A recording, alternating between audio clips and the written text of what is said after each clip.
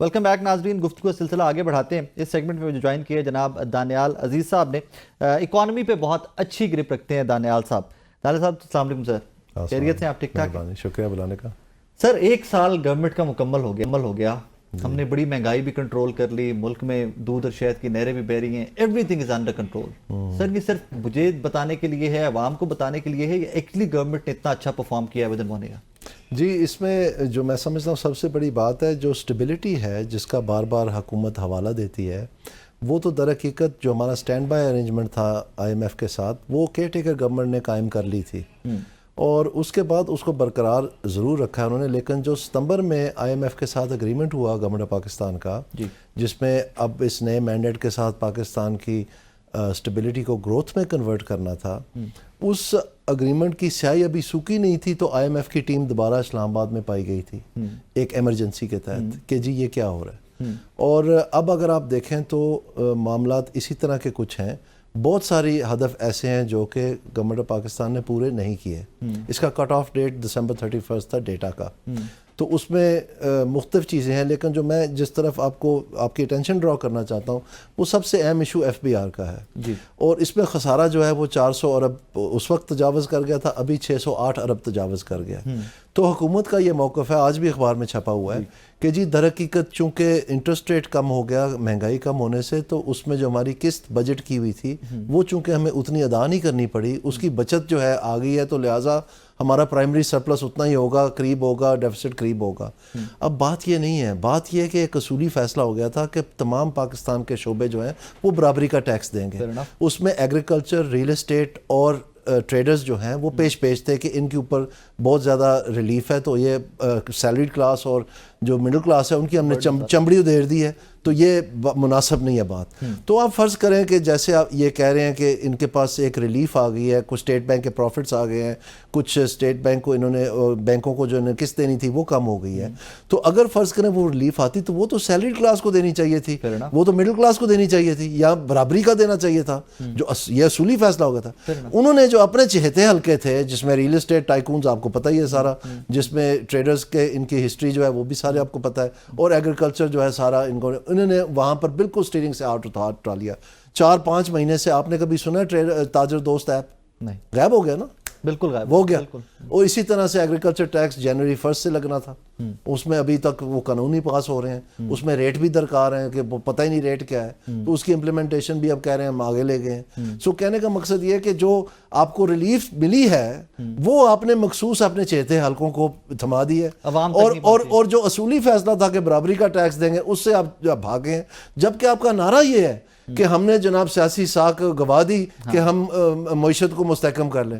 در حقیقت گنگا الٹی بہہ رہی ہے, آپ نے سیاسی ساکھ کو پرفر کیا ہے اور پاکستان کی جو مڈل کلاس اور سیلریڈ کلاس ہے ان کی چمڑی اتار دی ہے. اور آپ حیران ہوں گے, یہ نہیں صرف کہ ان کو ریلیف نہیں دی, ان کو جو بجٹ میں ٹیکس تھا اس سے زیادہ کلیکٹ کیا ہے. بینگو. تو آپ مجھے بتائیں کہ یہ ہم کہیں کہ یہ کارکردگی ہے, یہ کس قسم کا؟ یعنی آپ نے پہلے دھوکہ دیا فارمر کو, آپ پورا سال ان کو بتاتے رہے کہ جی ہم آپ کو 3,900 نام آپ نے آئی ایم ایف کا لیا. آئی ایم ایف کا اگریمنٹ اس مقصد کا تو آ کے ستمبر میں ہوا, آپ نے تو فروری میں ان کو جواب دے دیا اور کہہ دیا کہ یہ سب کرپشن کی نظر ہوتا ہے. تو پھر جو فیڈرل گورنمنٹ نے پرچیز کی تو چاچا جان پھر کرپشن کر رہے تھے. یہ کیا ہو رہا تھا پھر ہمیں سمجھائے نا, کیونکہ میری بات سن, یہ جو ایگریگیٹ ڈیمانڈ کلاپس ہوئی پاکستان میں جس کی وجہ سے یہ کہہ رہے کہ مہنگائی کم ہوئی ہے, اور اس مہنگائی کے حفظ جو انٹرسٹ ریٹ کم ہوا ہے اس کا جو فائدہ ہوا ہے قسط بچنے کا وہ اپنے چہتوں کو پکڑا دیا ہے. تو اس کا مطلب ہے you robbed Peter to pay Paul. آپ نے جو کاشتکار ہے اس کے گلے پہ چھری پھیر دی اور اس کا الٹیمیٹ فائدہ جو ہے آپ نے اپنے چہتے حلقوں کو پہنچا دیا اور آئی ایم ایف کو جواب دے دیا. تو یہ کس قسم کی سیاست ہے؟ یہ سمجھتے ہیں ان کی ہیرا پھیری ہمیں سمجھ نہیں آتی, ہمیں پتہ نہیں ہے یہ کیا. نمبر گیم تو ہے نا کہ نمبر گیم کے اندر ہی دے پلے اراؤنڈ. نہیں کوئی نمبر نہیں گیم, یہ صاف انہوں نے زیادتی کی ہے بالکل, اور اپنے تمام موقف سے برعکس حرکتیں کی ہیں, اور صرف اس لیے کہ یہ اپنے فائدے بانٹ رہے ہیں اپنے چہتوں کو. اس میں ایک کنسرن جو مین میرے جیسے لوگوں کا آتا ہے کہ ایک طرف آپ کہتے ہیں قرضے بہت زیادہ ہیں, اکانومی میں ہمارے پاس شرنک ہوتی ہوئی اکانومی ہے, ہمارے وزراء کی تعداد بڑھتی جا رہی ہے. وزراء کی تعداد کو چھوڑیں جی, یہ تو لاٹری نکلتی رہتی ہے. میں زیادہ مجھے فکر ہے سمت کیا ہے ان کی. آپ دیکھیں پاکستان میں آپ کو پتہ ہے اس وقت 5 پلان رائج ہیں, 5 پانچ جی، اور سارے ایک ہی مقصد کے ہیں، معیشت کے مقصد. ایک IMF کا ہے جی، ایک ابھی آپ کو اڑان کا مل گیا ہے، ایک جنوری میں اسٹیفن ڈیکرن والا بھی ویب سائٹ پہ چڑھ گیا، اس کی بھی امپلیمنٹیشن یونٹ بن گئی، ان کا بھی نٹو بن گیا پلاننگ کمیشن میں. ابھی یہ ہم ہضم کر ہی رہے تھے کہ یہ 3 پلان کہاں سے آ گئے یک لخت، تو ورلڈ بینک صاحب آ گئے، انہوں نے کہا میرے پاس بھی ایک 10 سالہ پلان ہے، وہ بھی گورنمنٹ اپرووز ہے، چوتھا. ایک SIFC کا ہے، وہ پانچواں. تو آپ مجھے بتائیں ان ساروں میں ہدف مختلف ہیں، ساروں میں پرائرٹیز مختلف ہیں، تو یہ ٹوٹل کنفیوژن ہے. تو پرائیویٹ سیکٹر تو فینس سٹنگ کر رہا ہے، گروتھ تو آپ کی ہو ہی نہیں رہی ہے، وہ تو کھیل ہی نہیں رہے ہیں. اور در حقیقت یہ جو 2 پلان ہے، اسٹیفن ڈیکرن اور اڑان پلان جو ہے، اس کو انگریزی کے اخباروں میں URAN لکھا ہوتا ہے، کیونکہ یہ بھاگ گئے اسٹیفن ڈیکرن پلان سے، وہ زبردستی ان کو کرنا پڑا ہے بعد میں. تو اس میں جو ان دونوں پلانوں کے درمیان جو اصل بات ہے وہ ان کے گھر کی لڑائی ہے.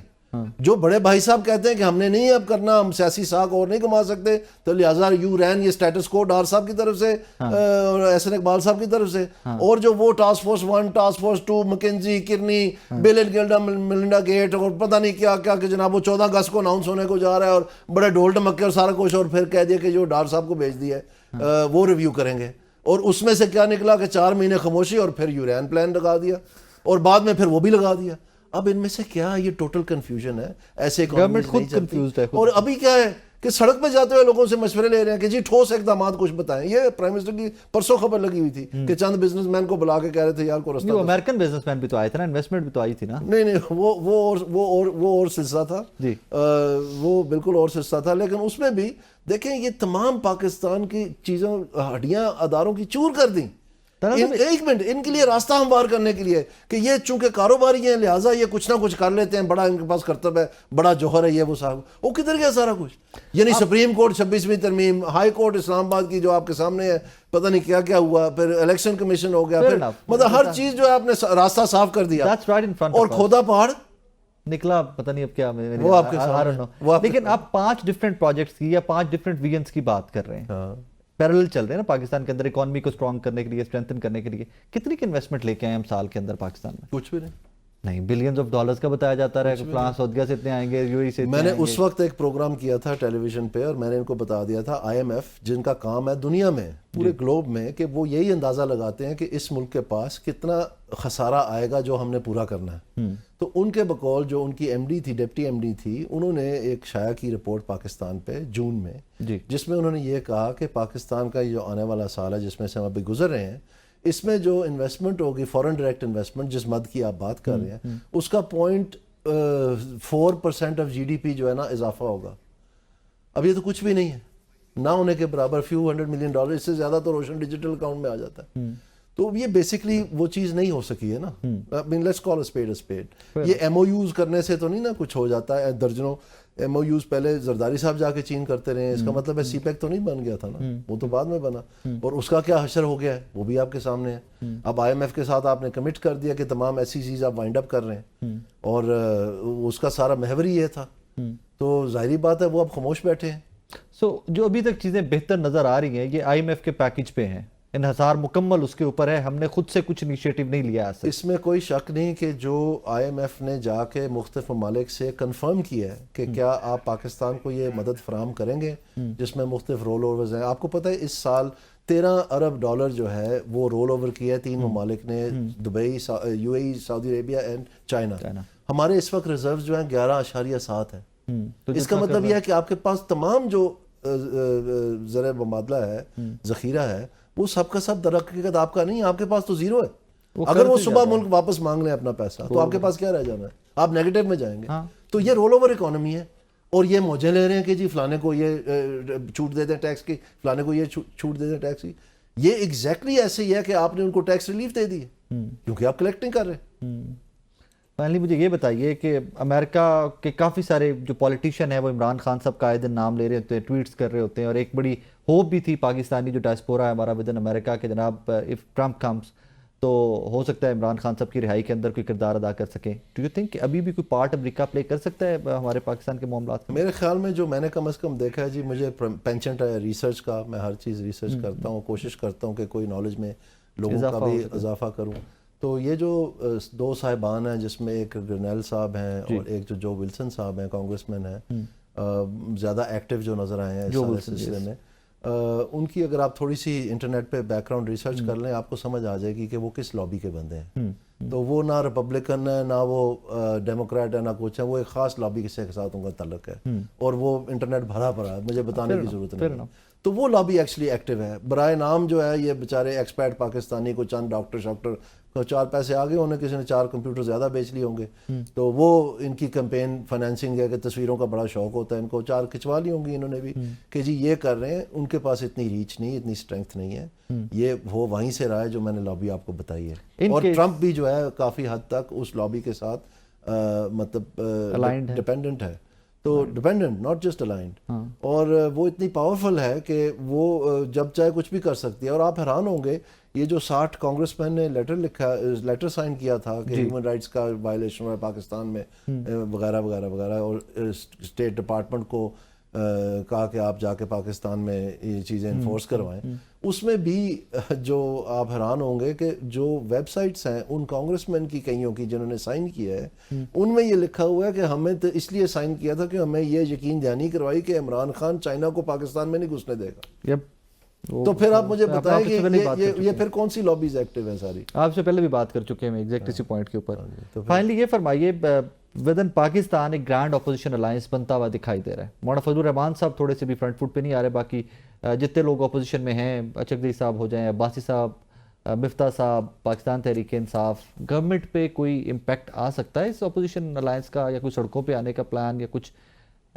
میرا نہیں خیال جی. میرا خیال ہے کہ جو پی ٹی آئی اور JUIF بیسکلی 2 ہی جماعتیں جو اس میں میٹر کرتی ہیں, اور ان دونوں میں جو JUIF ہے وہ تو نظر نہیں آ رہی کہ ان کی کسی قسم کی وہ اتنے کوئی ایکسائٹڈ نظر نہیں آ رہے. ناٹ اونلی ایکسائٹڈ, وہ ان کو شکوک و شبہات ہیں ان کے اوپر. جیسے انہوں نے خود بتا دیا کہ نون لیگ کے پہلے ہمارے 18 ووٹ تھے جب ہم نے نون لیگ کا ساتھ دینا شروع کیا آئین اور ووٹ کو عزت دو کے لیے, اور اب کم ہو گئے, اور اب وہ 8 رہ گئی ہیں. تو یہ نہ ہو کہ جب آپ بھاگے PTI بھاگے تو پھر ہمارے 2 رہ جائیں. تو انہوں نے بھاگنا ہے جی. یہ دیکھیں, یہ آج کہتے ہیں جی آئین اور قانون, کیا آئین اور قانون کی آپ بات کر رہے ہیں؟ یہ جو حقیقی آزادی آپ بتاتے ہیں, ہمیں تو سنا تھا کہ آزادی یہ نعرہ تھا مقبوضہ کشمیر کا کہ ہم لے کے رہیں گے آزادی, بچپن سے سنتے آئے ہیں. انہوں نے ایک نیا اس کا ترجمہ نہیں کی کہ نہیں صرف آزادی کافی نہیں ہے, ہمیں حقیقی آزادی چاہیے.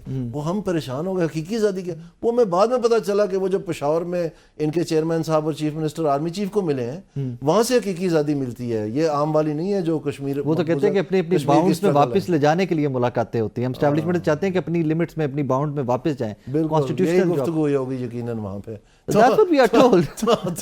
تو نہیں, تو اس کے علاوہ بھی آپ دیکھ لیں, جس وقت ٹیکسس میں جا کے انہوں نے یہ نعرہ لگایا ایک بھرے مجمع کے سامنے کہ میں رلاؤں گا ان کو, یہ کون سے قانون کے تحت رلانا تھا انہوں نے؟ یہ کہاں لکھا ہے آئین میں؟ 1 منٹ کے لیے. اور یہ جو DG FIA کو بلا کے انہوں نے بولا کہ جی ان کے اوپر مقدمے کر کے دیں مجھے, کس کے اس کے بغاوت کے, جس کی سزائے موت ہے, اور اس نے کہا کہ میں نہیں کر سکتا. تو انہوں نے کہا ٹھیک ہے تم برطرف ہو. وہ آئین اور قانون کے تحت ہو رہا تھا. جب آرمی چیف کو انہوں نے کہا کہ تم تاحیات ایکسٹینشن لے لیں, بس ہمیں جو ہے نا پاور میں رہنے دیں, وہ آئین اور قانون کے تحت تھا. کیا تھا وہ؟ تو یہ جو مطلب میں آپ کو کون سی IG پنجاب کو ہٹا دیا کہ جی میرے بہنوئی کا ایک کنال کا پلاٹ کا قبضہ نہیں کروایا آپ نے, وہ عدالت میں بعد میں پتہ چلا کہ اس کا تھا ہی نہیں, تو پورے پنجاب کو سزا دے دی. مطلب آنن فانن. میں اور آپ کو کون سی مثال بتاؤں؟ وہ آئین اور قانون کے تحت کیا تھا انہوں نے. اب ملک آئین اور قانون سے چل رہا ہے؟ بالکل بھی نہیں چل رہا. اور یہ سارے راستے جو ہیں یہ تو آہستہ آہستہ رک رہے تھے. پاکستان پہلی دفعہ اسمبلیاں 5-5 سال کرنی شروع ہوئی تھیں, اور یہ مساق جمہوریت اور سارا سلسلہ یہ چل نکلا تھا کہ شاید اب ہم 70 سال کے بعد جو ہے پاکستان ایک نئی سمت میں چل پڑے گا. تو پھر یہ تشریف لے آئے باہر کی انگلی پہ, اور آپ کے سامنے یہ سارے راستے انہوں نے بتائے, سارا کچھ انہوں نے کروایا, اور اب ان کے ساتھ ہو رہا ہے. اور ان کو اس وقت کہتے تھے سارے کہ جب تمہارے ساتھ ہوگا آپ کے آنسو پونچھنے والا کوئی نہیں ہوگا. ایسے آخری سوال میرا, ایسے چلے گا نظام؟ کیا جس طرح چل رہا ہے ملک کا نظام ایسے بالکل نہیں چلے گا. اس کی وجہ یہ ہے کہ آپ کی اکانومی ابھی بھی ورچوئل ڈیفالٹ میں ہے, اور ان کو سرا ہی نہیں مل رہا. جو یہ نون لیگ کی حکومت ہے, یہ جو دونوں بھائیوں کا آپس میں تنازع ہے بذریعہ ڈار صاحب, جس میں نہ پرائیویٹائزیشن ہو سک رہی ہے, نہ ہی کوئی پلان ڈھنگ کا ہو سک رہا ہے, نہ ہی IMF کا سسٹم آگے چل رہا ہے, نہ ہی کوئی پاکستان میں بہتری آ رہی ہے, اور نہ ہی گروتھ آ رہی ہے. تو یہ فینس سٹنگ کر رہی ہے ساری پرائیویٹ سیکٹر, وہ نہیں کھیل رہے. اس لیے آپ کی گروتھ 0.92% ہے. تو ایسے تھوڑا ہوتا ہے, آپ نے کانفیڈنس بلڈ کرنا ہوتا ہے, اور کیا ہوتا ہے. تو آپ نے, آپ کا صحیح سمت ہوگی, کوئی آپ نے سب کو کنونس کیا ہوگا کہ اس طرف چلتے ہیں, تو پھر ہی ہے نا. آپ تو ابھی لوگوں کو بلا کے مشورہ کر رہے ہیں دوسرے سال کرنا کی جب پہلے ہی آپ 3 سال لگا چکے ہیں, تو کدھر ہے وہ سارا جواب؟ جس طرح بزدار صاحب نے کہا تھا نا سیکھ رہا ہوں, یہ بھی سیکھ رہے ہیں ابھی غالباً. نہیں, یہ سیکھ نہیں رہے, یہ انہوں نے کرنا ہی کچھ نہیں ہے. آپ 5 پلان بناتے تب ہیں جب آپ نے نہیں کرنا ہوتا کچھ. ورنہ ایک بناتے ہیں اور پھر اس کے اوپر عمل درآمد. نہیں کرنا نا, عمل درآمد کرنا ہی نہیں, یہی تو مسئلہ ہے. تھینک یو دانیال صاحب, تھینک یو ویری مچ. ناظرین, دانیال بظاہر میں ہمیشہ سے کہا کرتا ہوں کہ جو اکانومی ہوتا ہے یہ عام پاکستانی کے لیے, آپ کے میرے لیے نا نمبرز کی گیم ہوتی ہے. نمبرز اوپر نیچے کر کے ہمیں بتا رہی ہے جاتا ہے ایوری تھنگ از گڈ, اور کچھ آج ڈیٹیلز ہم نے دانیال صاحب سے سیکھنے کی کوشش کی کہ what actually is good and what is happening in this country. اپنا خیال رکھیے گا, دعا میں یاد رکھیے گا. اللہ حافظ.